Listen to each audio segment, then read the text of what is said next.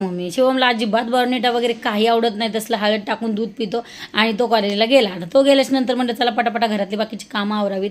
मग आंघोळ वगैरे केली, फरशी पुसली, देवपूजा केली आणि देवपूजा केल्याच्या नंतर तोपर्यंत मला इन्व्हिटेशन आलंच होतं आरतीचं. चला मग बाकीचं देव धुतलेलं पाणी तुळशीला घातलं आणि तुळस खरंच छान झालेली आहे. चला छान वाढलेली आहे, आपण जाऊया चला आरतीला. तर बाहेर मंडळाची आरती चालू होती, मी ही आरती घेतली आणि इथं सगळ्यांना सकाळी महिलांना मान असतो आरतीचा.